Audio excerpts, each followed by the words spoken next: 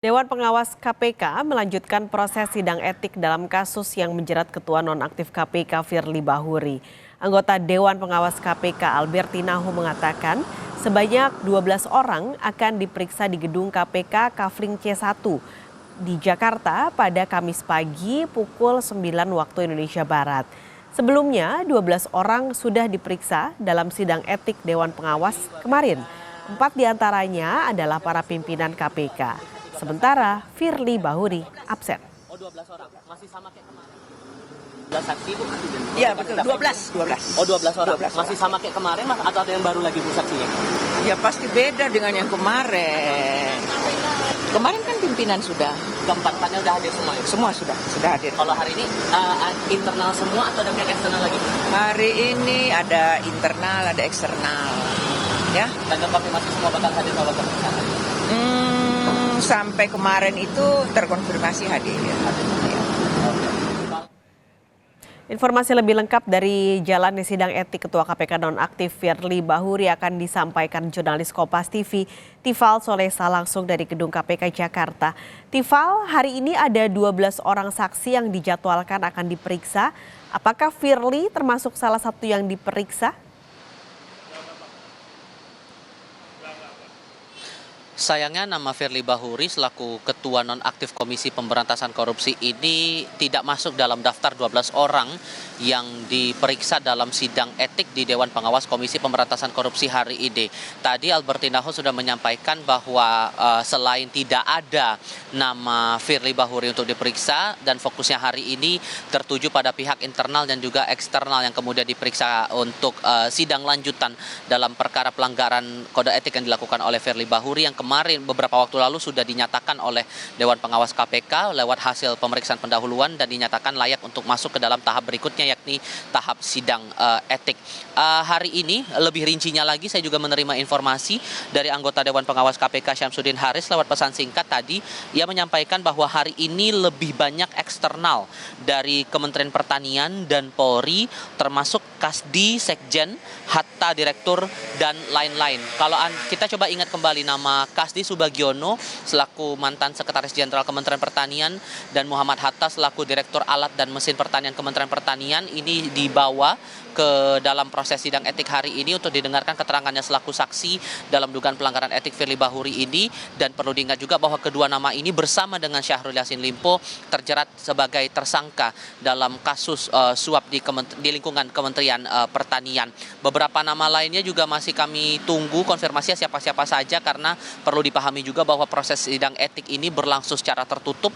Ini juga sudah sesuai dengan peraturan Dewan Pengawas KPK yang mengatur langsung tata cara atau tata laksana dari proses sidang etik. Yang terbuka hanyalah pada proses pembacaan putusan yang kabarnya atau yang diniatkan begitu oleh Dewan Pengawas KPK akan dilangsungkan sebelum pergantian tahun 2024 ini. Kemarin kalau kita ingat lagi sudah ada 12 nama lain juga, ada 12 orang juga yang diikuti periksa oleh Dewan Pengawas KPK untuk proses sidang etik terhadap Firly Bahuri ini.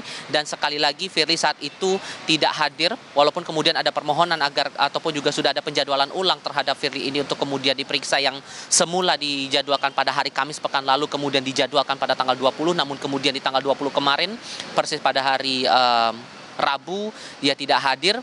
Tidak ada alasan yang jelas kalau mengutip keterangan dari Tumpak Hatorangan Panggabean selaku Ketua Dewan Pengawas KPK. Namun hari ini juga dinyatakan bahwa tidak ada informasi lebih lanjut apakah Firly menyatakan siap untuk kemudian diperiksa di hadapan Dewan Pengawas KPK.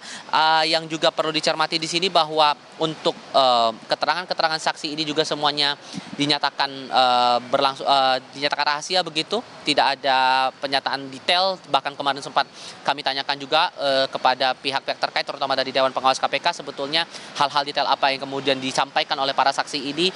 Pihak Dewan Pengawas mengaku hanya menjelaskan begitu beberapa pihak yang kemudian diperiksa pada hari ini. Hal lain juga yang perlu saya sampaikan informasi lebih barunya lagi Pak sekali, selain nama Muhammad Hatta yang terlihat jelas kami pantau tadi tiba di gedung Kafling C1 KPK pada kisaran jelang pukul 10 pagi tadi. Namun ada nama pengusaha Alex Tirta yang juga memenuhi panggilan Dewan Pengawas KPK untuk menjalani proses sidang etik hari ini untuk Firly Bahuri selaku saksi. Ia tidak banyak berbicara tadi saat kami temui.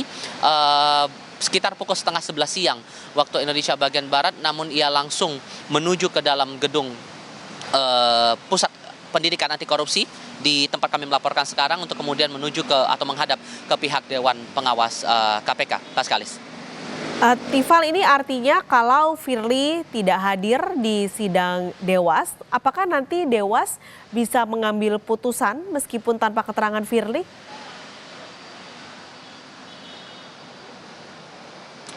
Dewan Pengawas KPK menyatakan bahwa sekalipun Firly tidak memenuhi panggilan dari Dewan Pengawas sebagai pihak yang terperiksa ataupun juga yang akan dimintai keterangannya lebih lanjut oleh Dewan Pengawas, maka sidang akan tetap berlanjut. Itu pernyataan dari Ketua Dewas Tumpak Hatorangan Panggabean maupun juga Albertina Ho selaku anggota Dewan Pengawas KPK. Meskipun Firly tidak hadir, maka sidang tetap akan dilanjutkan. Ini pun sebetulnya juga sudah termaktub dalam Peraturan Dewan Pengawas KPK nomor 3 tahun 2020 tentang tata cara pemeriksaan dan persidangan pelanggaran kode etik dan pedoman perilaku Komisi Pemberantasan Korupsi. Terterang sebetulnya dalam pasal 7 tentang tata cara persidangan.